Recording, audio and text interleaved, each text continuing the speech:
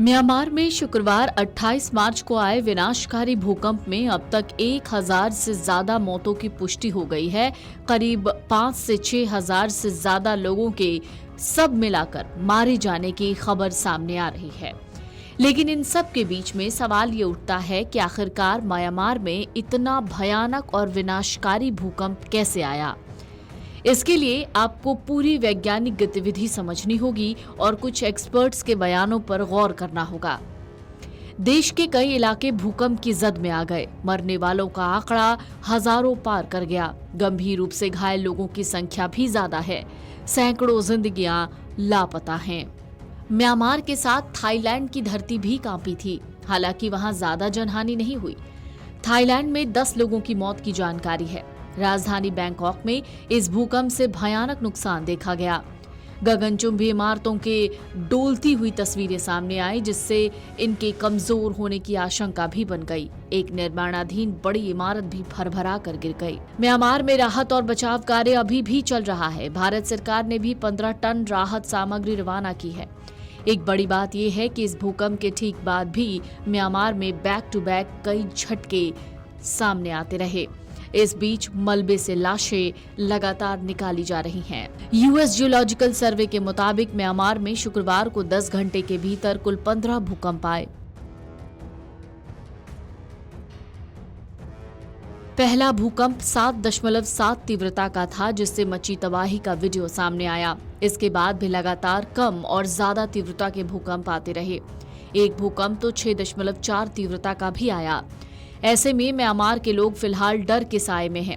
हालांकि ये पहली बार नहीं जब म्यांमार में इतने भूकंप आए। यहाँ भूकंप आने का लंबा चौड़ा इतिहास है। म्यांमार 2 टेक्टोनिक प्लेट्स के बीच की सीमा पर स्थित है। इसे सागाइंग क्षेत्र कहा जाता है। म्यांमार दुनिया के सबसे ज्यादा भूकंपीय रूप से सक्रिय देशों में से एक है। हालांकि सागाइंग क्षेत्र में बड़े और विनाशकारी भूकंप अपेक्षाकृत कम ही दिखते हैं। यूनिवर्सिटी कॉलेज लंदन में प्रोफेसर और भूकंप विशेषज्ञ जोआना फॉरे वॉकर ने एक रिपोर्ट में बताया कि इंडिया प्लेट और यूरेशिया प्लेट अलग अलग दिशा में चलती है। एक उत्तर तो दूसरी दक्षिण। यह म्यांमार के बीचों बीच से होकर गुजरती है। प्लेटें अलग अलग गति से क्षैतिज रूप से एक दूसरे के पास से गुजरती हैं।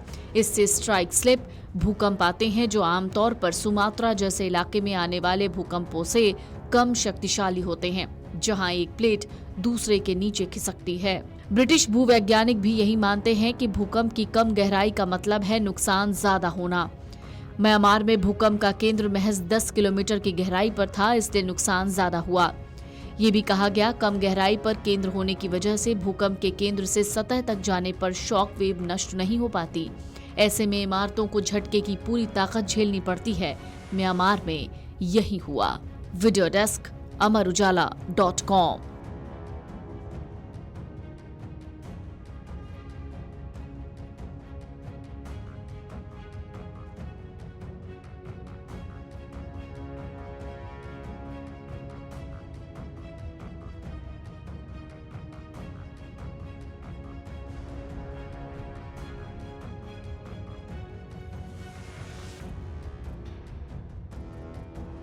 अगर आप ये वीडियो YouTube पर देख रहे हैं तो हमारे चैनल को सब्सक्राइब कर बेल आइकन दबाएं, और Facebook पर देख रहे हैं तो हमारे पेज को लाइक करें।